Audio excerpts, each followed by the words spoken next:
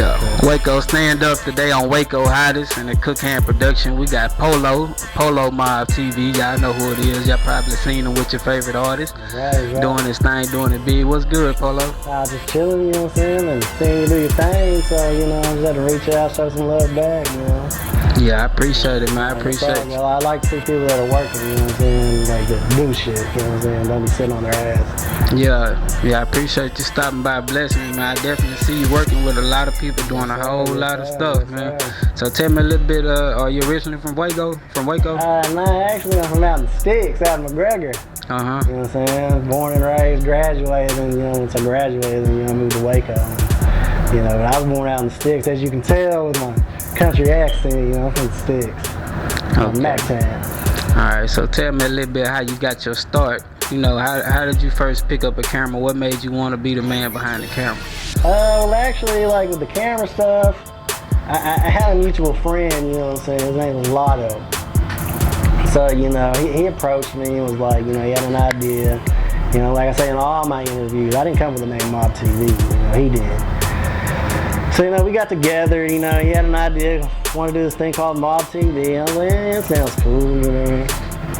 Really didn't take it serious at first, you know. So then I started calling, you know, like all the plugs I had out of Houston and Dallas. And pretty much they were like, oh yeah, you know, any type of film you want to do, we need stuff like that, Polo. So, you know, anything you want to do, we got you, you know. So I went and bought a camera, you know, went and got a loan, started hitting the road, you know, started working like with Zero, you know, Paul, you know, Tom, Tug, you know, comedian there. Basically, anybody that was at Texas, that's where I got my start, was in Texas.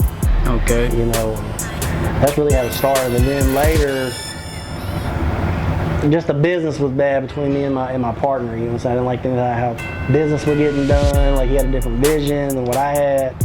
So basically we kind of split ways, you know. That's when I had to change it to Polow's Mobtv, and then I just started doing my own thing. So, you know, he still does his stuff, so, you know, shout out Lotto, you know, he does his Mobtv, I do mine, so that's what it is. So you say you had connections in the game before you picked up a camera, so how did you get in the mix before you picked up the camera? How were you in the mix then? Actually, how I first got into music was a guy named Gerald Wayne, you know. I worked at Old Navy, you know, he cut hair at the mall, and he was just like, hey, you're gonna come hang out, chill, smoke, whatever. I was like, hey, cool. So then, you know, I started coming around, you know, and then, I don't know if you're familiar with the 254 Street Bosses. Yeah. Okay, well, I was a big fan of them at the time. So I went over there a couple times and kept seeing this dude, you know, looked like Double M, you know, from 254 Street Bosses. I asked Gerald Wayne one day, I was like, hey, is that Double M? He's like, oh yeah, all the rappers come over here. So I was like, oh, cool. You know, I introduced myself to Mike, you know, and we got real good friends, you know, he took me under his wing. That's who taught me how to write raps. Cause, you know, I still do music and sing, but you know, the media stuff, you know, is like really what got me in the door, like all the big stuff. You know, so fast forward a couple years, you know, how I started meeting all the, you know, Texas artists was through Gigi, who used to work up at Floyd's, you know. He was throwing a lot of shows at the time, and you know, at this time I was just a fan, you know, of music. Before cameras or anything. So basically, he worked out a deal with me. He's like, if I promote the show with him, you know, sell some tickets, he'll give me a free VIP pass. So I saw the potential. So, you know, my first ever person I ever met was Hawk. You know what I'm saying? And Big Hawk. Big Hawk. Big Song. The first person I ever met that was like an artist, big time like that. Yeah, established. Yeah. So I met Hawk, we got real cool, you know. Then I met ESG, you know, we got real cool. And I met Paul and Cam and just all these Texas artists, Big Mo, you know, we got real cool before he passed away. And at that time I was just shopping beats, you know what I'm saying, or stuff to try to help an artist, you know. But it wasn't so I could get the camera to where they actually wanted to, you know, mess with me, because it was like now I offer something that an artist needs. Yeah. To where, you know, yeah, like, but I'd already built a relationship with them to where we were friends, we were cool, you know, we talk on, you know, daily basis. But now I could really actually work with them, because like as a rapper, it's like, okay, if you approach an artist, everybody's like, oh, everybody raps, you know what I'm saying? You're just trying to get on off my name. But you know, when we came with the cameras, no one was kind of doing the cameras at the time. So when we brought the cameras, it was like, we need this stuff. To where then it was like, okay, now it's like open arms type stuff, because now it's like, now I can promote you and you can promote me and with some cross promotions. Yeah. You know, so that's how that went down. Okay, so you got your camera. At what time did you realize that this was gonna be your bread? You know what I'm saying? This is the way you want to eat. Like, when did you realize it was taking off for you, where you were able to eat off this? I mean, I ain't gonna lie. Like, I'll make money off booking shows and photography and stuff like that, and like underground artists. I'll make money off them. But like, really, for these big artists, like, I really just shoot them for free. You know, and then they promote me, I promote them, which makes my brand established, and it makes my brand bigger.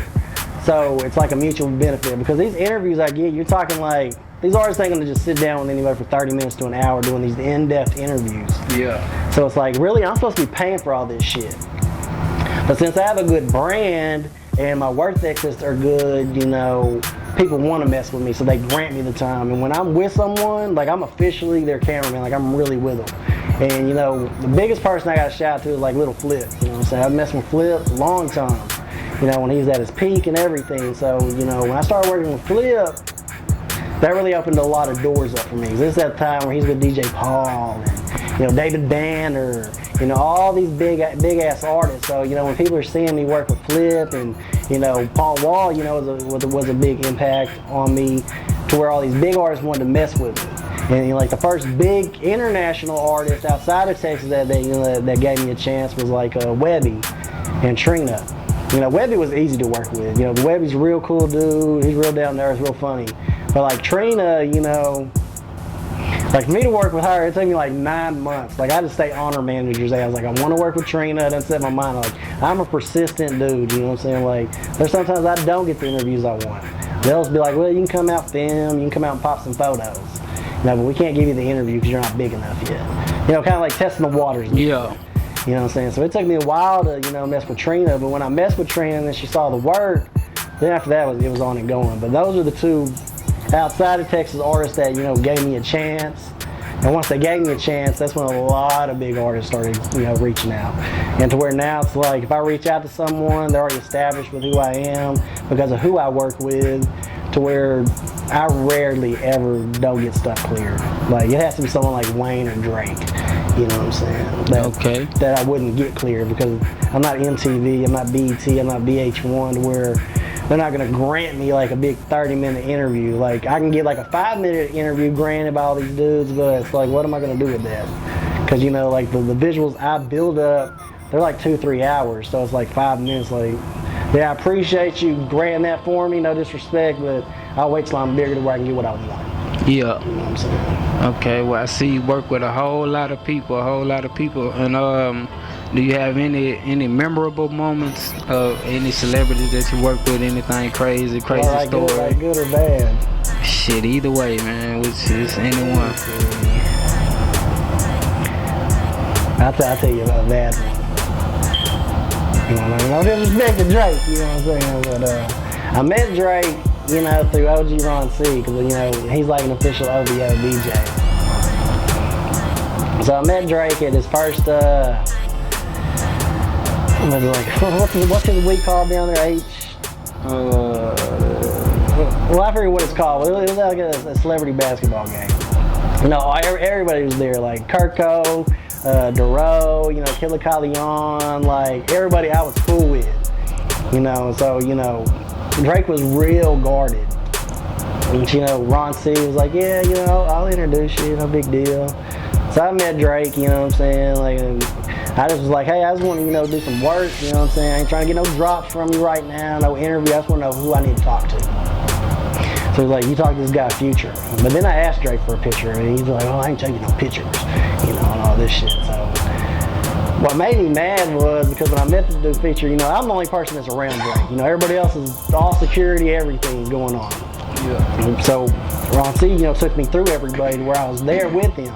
So you would think, okay, if I'm here and a established person that works with y'all introducing me, it's like, you should know that, you know, I'm official.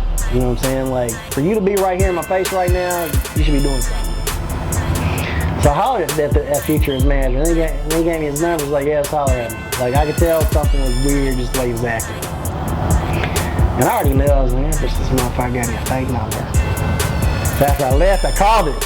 It was disconnected, gave me fake numbers. That was a bad experience for me, but it was motivation for me to be like, okay, well, next time I run into you, you're gonna know who I am. To be like, now you're gonna want to work. So that was like a bad experience, you know what I'm saying? But I didn't let it get me down. I kept pushing. Like, I'm working with big artists that mess with Drake now. So it's just a process. I understand the process. It's just time. You know, I just got to be patient. When it comes, it comes. Yeah. That's a bad experience.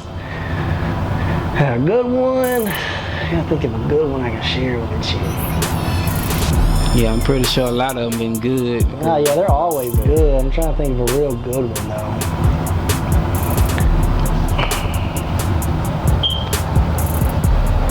There's just too many artists that I fuck with and I film for. Like, all I can say, they're all good. Because a lot of people show me love, you know, and everybody's real down to earth. Because, like I said, I'm still a fan of music. So, like, when I meet these cats, you know, it's like this. Like, when I meet them, like, I fuck with you. When I fuck with you, I fuck with you the long way.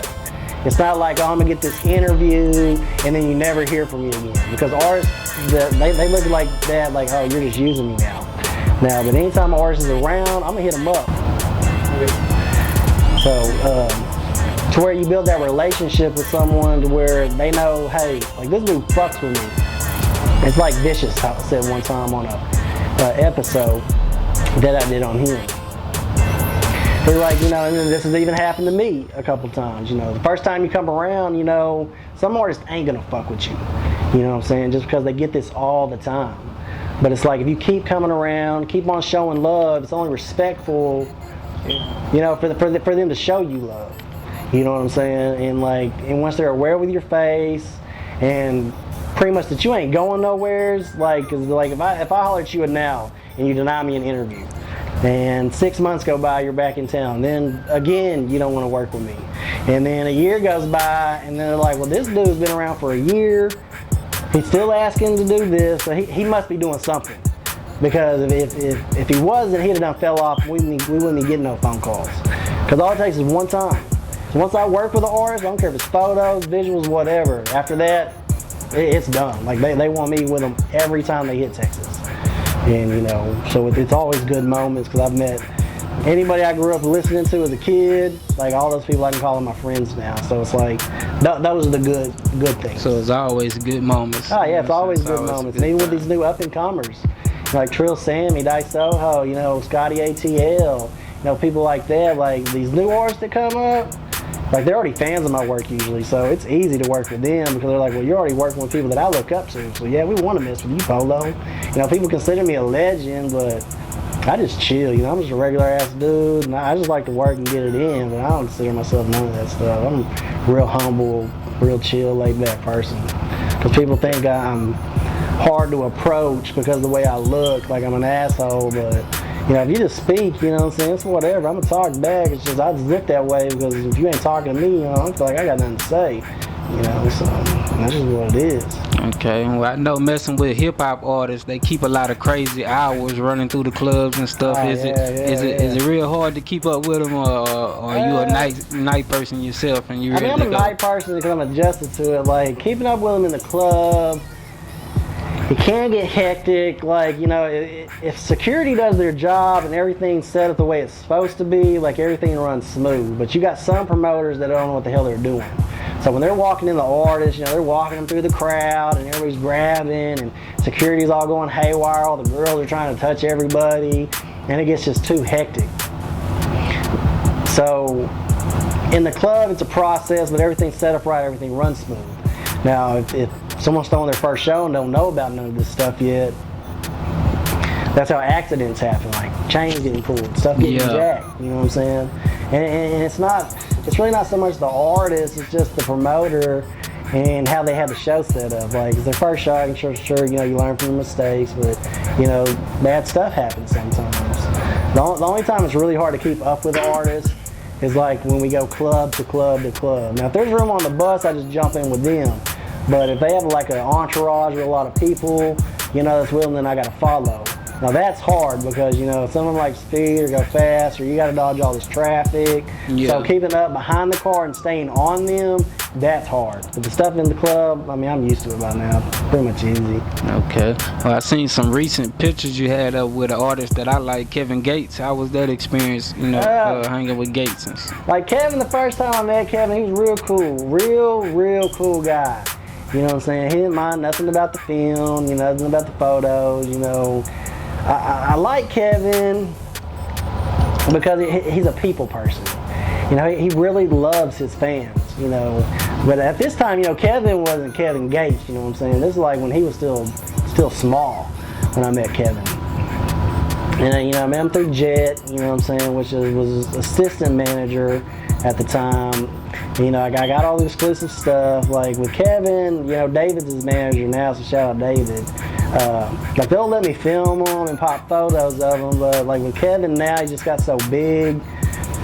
I don't know why they're so strict with him on the interviews. I don't know if he's talking about piss or talking about, you know, fucking his cousin or all the random stuff he says, which you don't see a lot of. I mean, you still see Kevin Gates interviews, but you're talking like Breakfast Club, you know, MTV, you know, TV shows, to where it's like, it's harder to interview him now. I mean, they always say they got me, but when it comes down to it, I haven't got my Kevin Gates interview. So I know it's going to be a process, just like Scarface, for an example. I stayed on Scarface's ass for 5 years till I got my interview. And I think the only reason I got the Scarface interview, because Faith don't do interviews at all. You know what I'm saying? Like, I'm probably one of the only people that have a Scarface interview, and his episode came out dope. But I think Devin the dude, you know, so shout out Devin, like, he really told Face, you know, this is the guy. You know, you need to fuck with Polow. Like, he does all my films. You know, so I think that's why I got the Face interview, was because off Devin. But back to Kevin, you know, he's just hard to work with now, you know. It's just he just got too big, and you know, his management is just so strict with him. To where, I mean, he's cool, you know, he's a good dude, you know, he'll do whatever, but when it comes to the work side of it, like the drops and the interviews, it's just really hard to get him to do stuff. Okay, well, you say you're a big fan of music. Who Polow listening to right now? What's in your dick right now? I mean, I like Kevin Gates. I mean, I like Trill Sammy. You know, I like Bum B. You know, SUC. You know, Tuck Tongue. You know, everybody out of Atlanta. You know, a lot of people out of California. You know, a lot of people out of Chicago. You know, Florida. Everybody out of Memphis. I mean, I listen a little bit of everything. Like people that I film, that's who I jam. You know what I'm saying? I mean, I pretty much already took over the market. You know what I'm saying? Like I got fans globally. It's not just here in Waco, like it's globally in other countries and all over the, you know, every state. You know, I done touched people through the internet, and you know, I know it was my work ethic for one, but really it was the artist promoting me. It's like this: if you work with this artist, you drop something on this artist, you target it to their fan base, basically you steal their fan base. Yeah. And then you get another artist, and then repeat that over and over and over, where you're working with so many people. Now you have a broad, you know, fan base. And you know, I'm trying to touch all the markets. Now I got country plugs. You know, I'm hollering at a lot of wrestlers now, a lot of TV stars. You know, country singers. You know, like rock bands. You know, I worked with the Beach Boys. Worked with Rob Zombie. You know, I worked with the $1 Million Man, Ted DiBiase from WWE. Britannia Campo, you know, from VH1, Charm School, and Rock of Love. So, like, I try to broaden it, you know, to where I can get the country fans now, the rap fans, you know, to where I can get more of a global, you know, response. To where, because if you stick with rap, you're just gonna get the rap fans. I want it all, you know. And I got good plugs and good resources. So, you know, when I reach out to someone, they always usually show me love. Okay, well, I see you work with a lot of big stars, but anybody back home locally that you like I like Binky, you know, Binky Jams, you know, I like Nietzsche Jams, you know, Rachi, you know, Skip, Goldie the Gas Man, you know, Ghetto D, you know, he jams, he got a couple of verses off me from people, you know,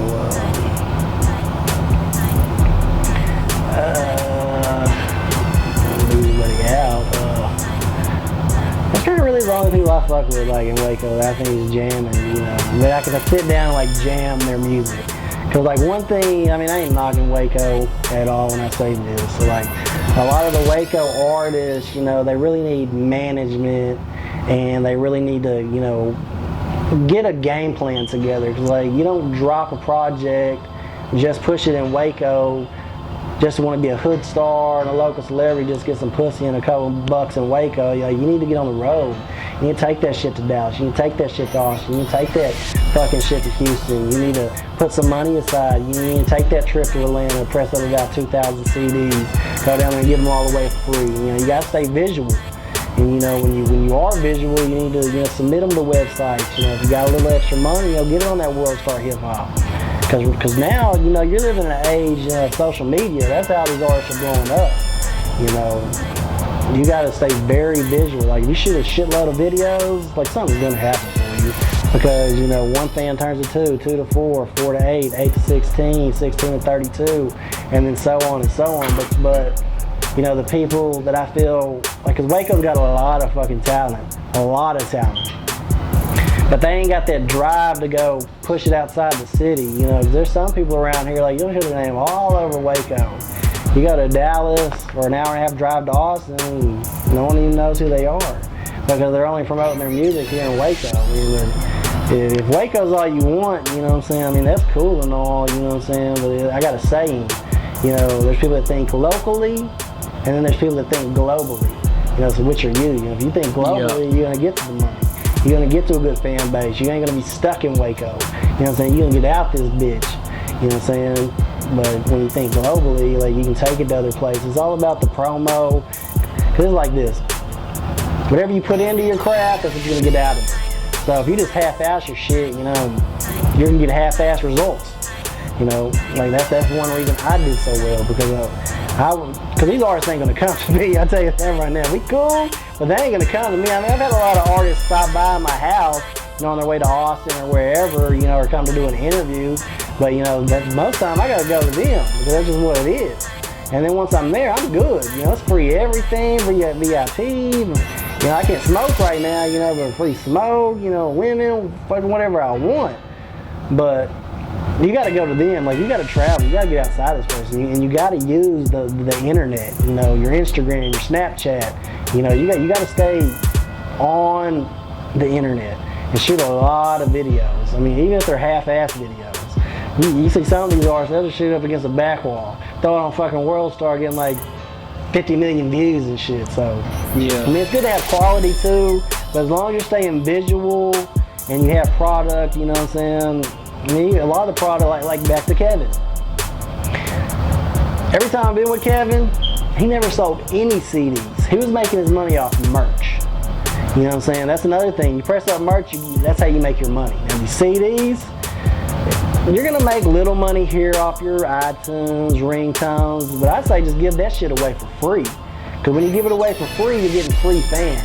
And then they're gonna buy your shit. Because they're like, man, this dude gave me a CD, I didn't have to purchase it. You know, and then once they're on you, they're gonna go buy merch. So you're getting money from other aspects. And when the song's hot, that's when people are calling to book you. You know, but if you're selling the CDs, you know, you can make money like that, but it's just a harder process. Because you're just giving it away, you're getting a lot of fan base. I mean, that's all Kevin would ever do. He would just sit there, and he had a crew behind him. So you're always gonna have a machine back behind you, ground, your CD on the ground. I mean, if you pass out 1,000, you know, 500 of them might not even get listened to. They might get trashed. They'll be like, oh, this old trash ass motherfucker, I don't know who the fuck he is. And then you got 500 fans. And that's a big amount of number to where that 5 is going to turn to 1,000, 1,000 to 2. And then before you know it, you know, you're getting booked for shows. It might just be $500 starting out, you know, and then it might be 1,000, and then 2,000. And then when you see the clubs getting fatter, that's when you know, well, I need to go up on my price. And then when the song's traveling in other states, you know, that's another thing, like Cheddar the Connect. You know, he was T. Wayne's manager for the longest, you know. A lot of people don't know that, but... He was a manager? Yeah, he managed T. Wayne, got him his deal with Waka Flocka and everything. But then, you know, he did the flick of the wrist. You know, and Cheddar took it to the Houston radio station, and it got a real good buzz in Houston. And then before you know, it's getting played in Dallas. And then it's getting played in other states. And then it caught Kirko's ear. And then Kirko signed him. And then after that, it just spread like wildfire. Real quick. Yeah, real quick. See it happen like Now that. Cheddar, like when I knew Cheddar, he was going for like $1,000 a show. Now he getting like 7 to 10. And it was fast. Like, I'm talking about just months. And then when Cheddar, took off, of course, he was already managing T. Wayne.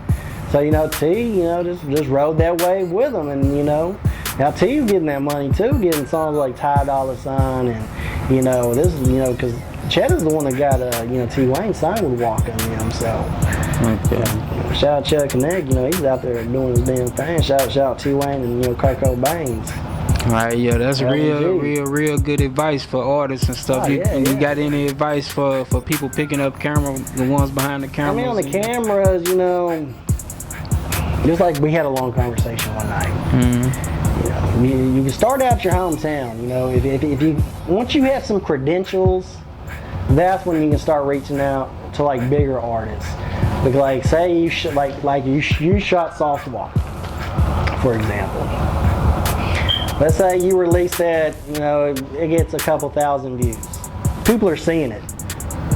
And if they like with what you did to it, that's when you can use that credential.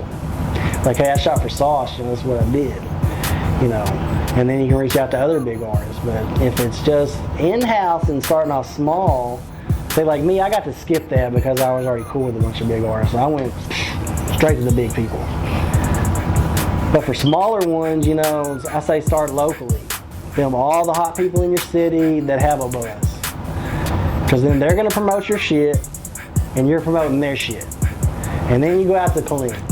Get all the hottest artists there, because I'm sure if someone's actually working in your city, they're going to be known outside the city because they're working.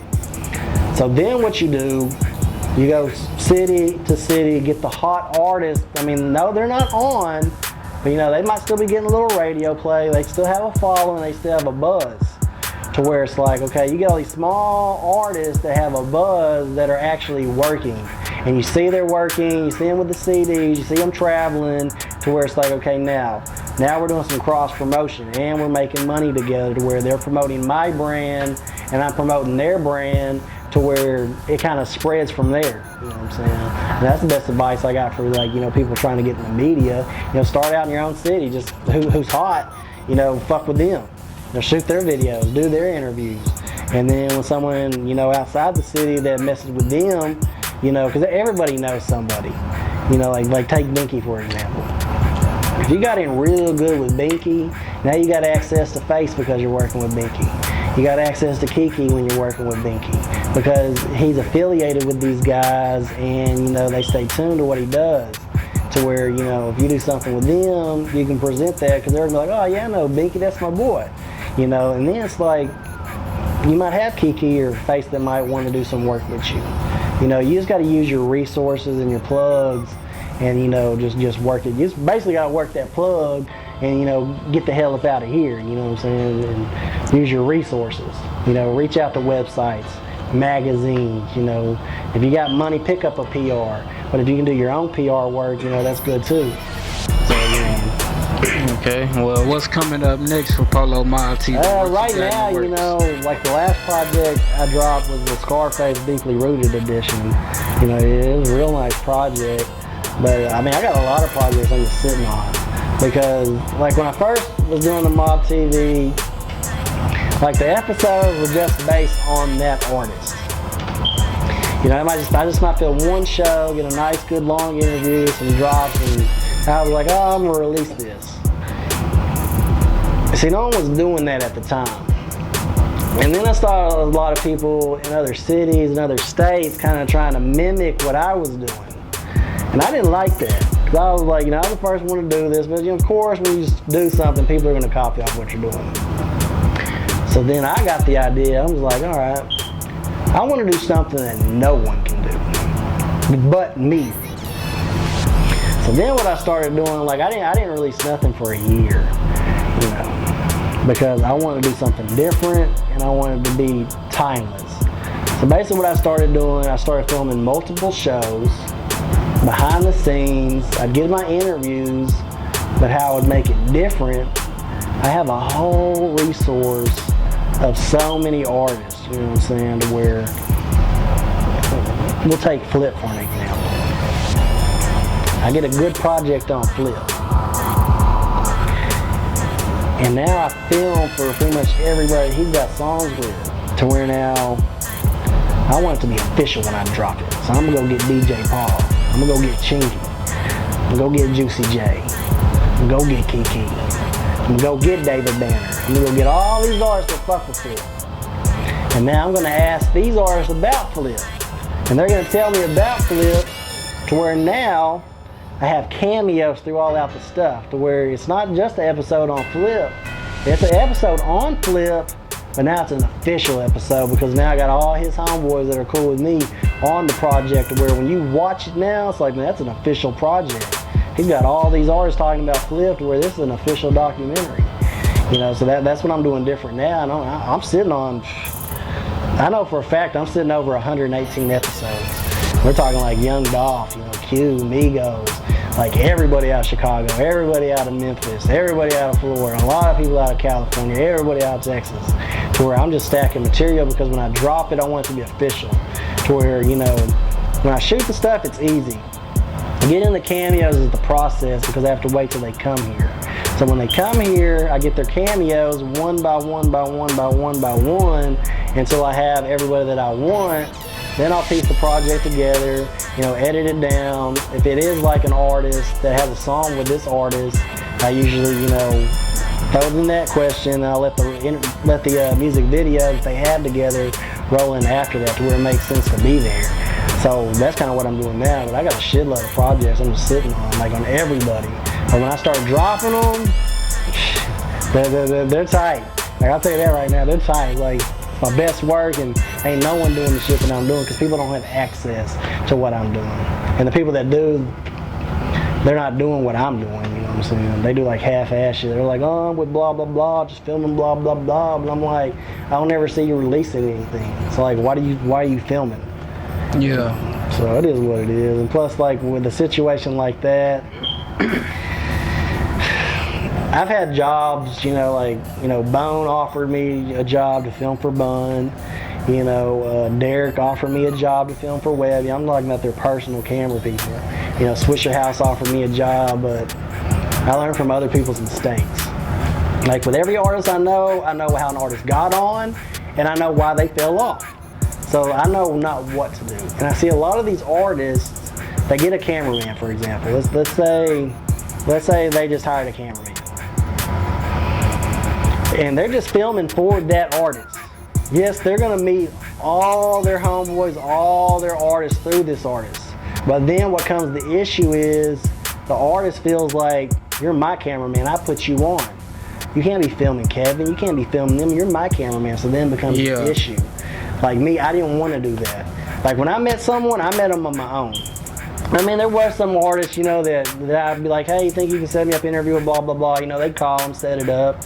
But everybody, for the most part, I met on my own, because I didn't want to be that guy. Because it's like, once you get a bad name in this industry, like, you're pretty much done. You know, so like, if I'm a cameraman, I'm filming for someone, they introduce me to all these people, and then, you know, I want to go do something with someone else, then it's an issue. You know, but since I met people on my own, people can't tell me shit. Because they're like, you went out and met these people on your own, you went out and got it on your own. Like, I didn't help you. You know, I didn't put you down with this person. You know, so it's like, you know, that's why I never took a job like that, because I didn't want to be labeled like that, to where, you know, if I'm filming for Webby or Bun full time, it's like, now I can't do anything else. I mean, none of these artists have fell off, and that's another thing. Like, say, we know Bun B's a legend, he's always going to be there. Let's say, you know, let's say I took the job with Bones, and I filmed for Bun. Let's say I'm just filming Bun. Let's say one day Bun falls off. Now my program's gonna fall off with it, because that's the only person I'm filming. But if I'm filming for everybody on my own, now I'm getting all their fan bases. I'm getting all the resources to where now I can stay above water, I can stay relevant, I can keep working with new artists, because I did it on my own, I did it for me. And I didn't get a handout, you know, I had to work hard for this shit to get where I'm at. You know, and it was a long process. Like go back to Lotto. Like when me and him split up and I wanted to do my own shit, a lot of fans didn't like that. because they didn't know what I was doing behind the scenes because he was the face of Mobtv. So, you know, when I started releasing stuff back to back, people started realizing, well, you know, Polow, he's the man. You know, he's the one setting stuff up and making it happen. You know, so where, you know, at the time, a lot of people didn't like that because they were like, they thought I stole it from him. But, you know, that's why I changed the name. But it's like ESG told me. He was like, you know, fuck that shit. He's like, you know, you started Mobtv with him. So it was like, you know, it's your work. People are eventually going to catch on to what's really going on behind the scenes and not what they see in their face. To where, you know, ESG, to be honest with you, that's the one who started Polow's Mobtv. Because one day I was with E. At the time, I didn't know what I wanted to do because it was just a fucked up situation between me and Lotto. Yeah. And I just kept filming. You know, I didn't know what I was going to do with the film. And then E, he was just like, oh, Polow, I'm not going to let you film it no more. You're hogging all the footage. You know, so he was just telling me, he's like, you should just start your own shit. You already have enough footage. You already have enough artists to where you just need to drop your own shit. So that's what I did. So basically, ESG started Polow's Mobtv. He's the one that, you know, guided me, to push me to get, you know, to do what I needed to do. You know, and then after that, you know, it was all good because then I started releasing stuff back to back, back to back, back to back. Every 2 weeks I'd release something. To where then I started messing with the PR, and she told me, this is good advice too. You know, like music videos, that's cool to put them out like that. But like for something like documentaries and stuff, you don't want to oversaturate the stuff because you're not giving your videos enough time to get the views it needs. Yeah. So then I started slowing down to like one a month. To where, you know, now like I said, I took a hiatus. You know, to where I wanted to do something different. Where now I have all these videos, documentaries stacked up. But when I start releasing them, like when I release them now, I know how to release them in a timely manner, how to release them. Like I'll probably release like one a month after I start getting them rolling. You know what I'm saying? Like some are just missing little cameos here and there. To where like when I'm a perfectionist. When I want it to be perfect, and when I drop it, I want it to drop and I want it to look good. You know, but you know, that's kind of where I was kind of messing up, because I was dropping too much to where I wasn't giving it time to get the views it needed. You know, but now I got like, you know, close to 2 million views, you know, on episodes and stuff like that. To where now I know what I'm doing. I done perfected my craft. You know, because if you do something long enough, that's the whole goal, is perfect your craft and, you know, do what you love. So that's what I'm doing now as far as the projects. You know. Okay, well there it is, Polow Mobtv. Whole lot of advice from somebody that's seen a whole lot.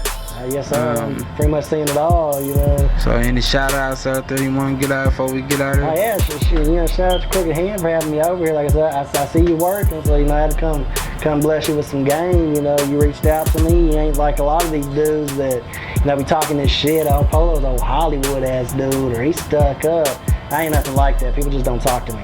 You know, I understand that I might be hard to approach because of the way I look, but I mean, I'm an easygoing guy.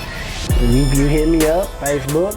You want some advice? I mean, you talking what, like 2 hours almost? Yeah. I was giving you the game, and you're like, yeah, a whole lot of game. And, you know, and then like when you're with the Sauce Walker, you know, I told you kind of what you should have done differently to where now you know what to do next time. Yeah. When you're with the artist, you get that manager's number, you know, to where you can give them that footage, you can give them them photos, and make sure they're gonna see your work and put it in their face. Yeah. You know, shout out, you know, people in Waco, you know, shout out the world, you know, I fuck with too many people, you know, it's just, it'd be hard to shout them all out, we'd be sitting here forever. Yeah, you know yeah. Alright, well I appreciate you stopping through, man, giving us the game, man, giving us a good game plan and a good blueprint to the game. Definitely, you know, follow me on Instagram, you know, Polow with a W, you know, Polow Mobtv, same thing Twitter. Same thing Snapchat, you know, go to my YouTube, you know, look up Mobtv, you're gonna see about 250 projects I done dropped. Go to PolowMobtv.com, you know, I got my clothing line I'm working on, you know, I got about 100 designs drawn up. I just gotta get my artists to work on them and get them printed up. That's gonna be Polow Mob, so that, you know, that should be coming sometime in the fall or winter. It just depends how fast I can get a roll on. I just got some shit fucking going on, I'm just really busy. So, you know, I mean, definitely keep up with all my social sites. Just keep up with what I'm doing. Yeah. Shit, we out, Cocaine Productions.